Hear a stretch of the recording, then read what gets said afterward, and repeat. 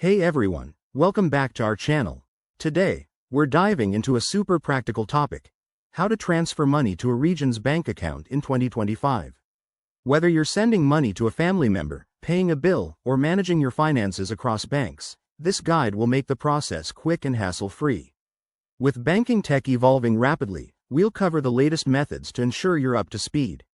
Let's jump right in. First things first, gather your details. You'll need the recipient's Regions bank account number, routing number, and possibly their name or address for verification. In 2025, most transfers happen digitally, so make sure you have access to your online banking app or website from your current bank. Step 1. Log into your banking platform. If you're using a major bank like Chase, Bank of America, or even PayPal, open the app and navigate to the Transfers or Payments section. For added security, enable two-factor authentication. It's a must in 2025 to protect against fraud. Step 2. Select the transfer option. Choose External Transfer or Wire Transfer based on your bank's interface. Enter the amount you want to send and double-check it to avoid mistakes. Step 3. Input the Regions bank details. Type in the account number and routing number carefully.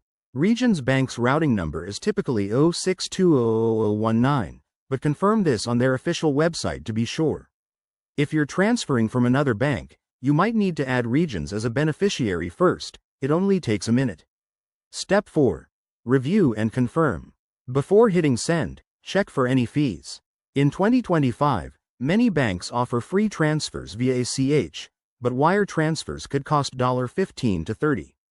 Once you're good, authorize the transfer with your PIN, fingerprint, or whatever security method your bank uses. Finally, wait for confirmation. Most transfers process within 1 to 3 business days, but instant options like Zelle or Regions' own app might make it faster. And there you have it. That's how you transfer money to a Regions bank account. Remember, always monitor your account for any unauthorized activity and keep your info private.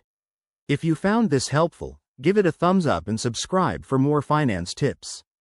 Drop your questions in the comments below. Thanks for watching, and see you next time.